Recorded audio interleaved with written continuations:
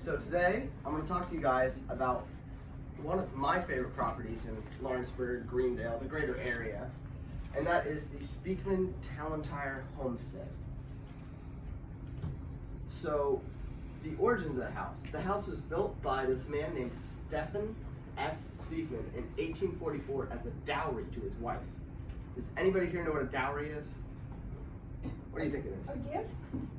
Pretty much. So, his wife's father would not allow him to marry his wife unless she had a nice enough house to live in, which I think is a little messed up, but you know, it's just personal opinion. And then the house was later bought by Ivy Tallentire in 1940. They remodeled the house, the Tallentires did, thus giving the name the Speakman Tallentire Homestead. Around the house sits on Laughlin Creek, or it sits very close to it. The Triple Whipple Bridge, pictured right here, is very close to the property. This picture is actually from the property of the house, looking down past the Triple Whipple Bridge. And over there is a picture of Laughlin Creek, which I took this past winter. The homestead includes a total of 6 buildings, and then the main house. The main house is massive. It's 7,000 square feet. No, it's crazy.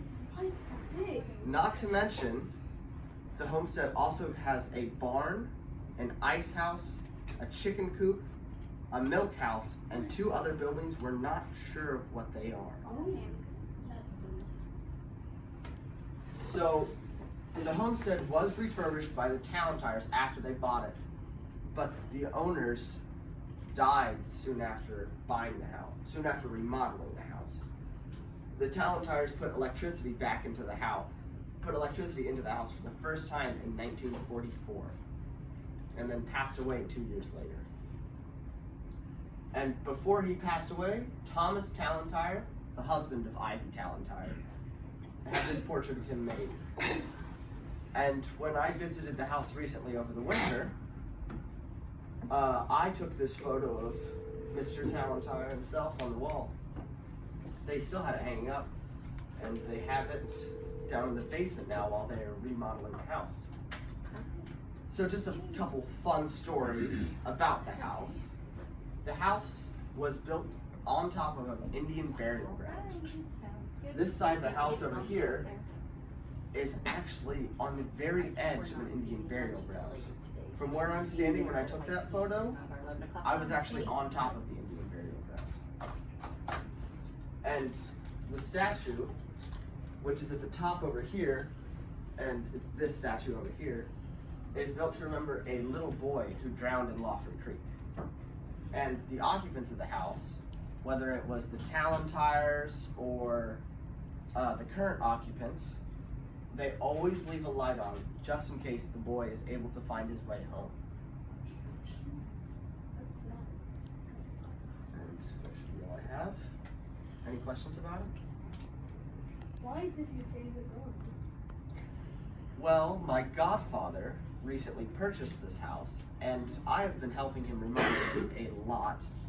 So I spent a lot of time looking into the history of the house, and it's definitely what I know the most about. Yes? Doing what? Doing the presentation, working on the presentation. We have been working on these presentations for a couple months now, but we only got to this part in the past 2 weeks. They had to do research and write a big paper first, and then they started on their presentations. Yes? How much did it cost? How much did what cost? The house? I don't remember exactly how much, but my godfather got it very cheap. The past occupants were hoarders, and in the house there was at least 1,000 separate books about airplanes and train travel. And the stacks of items would be about waist high on me in every room of the house, all 7,000 square feet. How many rooms are still in the house? How many rooms are still in the house? So they have the summer kitchen, the attic for the summer kitchen, the main bar, 2 side closets off of that, a bathroom, a basement, a secondary basement, the main foyer, a music room, a kitchen,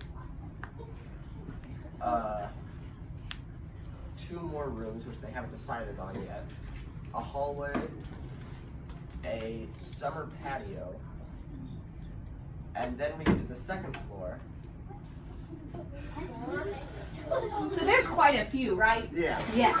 There's a lot. Why are you remodeling it? They're remodeling it. The past owners didn't take care of the house a lot. So the current occupants, my godfather, wants to make the house available to anybody that wants to see it. They want to make sure that people can come and enjoy the house, so they're trying to remodel it and eventually try and make it livable, because currently they can't live in it. Why does it say they keep a light on for the boy to find its home if it already drowned in the river? It's just sort of a tradition, almost a ghost story, really. Okay, Maria, last question, okay? Because I know Kale's already asked, but we need to give everybody an opportunity to present, okay? How many people are going to live in that house? So, if they moved in today, it would be my godfather, his girlfriend, and her daughter. So it would only be 3 people right now. But they plan to have a lot of friends that will come over, and the side cottage, which is next to the house, will also most likely house a guest full-time or part-time. What do you guys tell him? Thank you. He gets a round of Woo! applause. Yeah, that's right.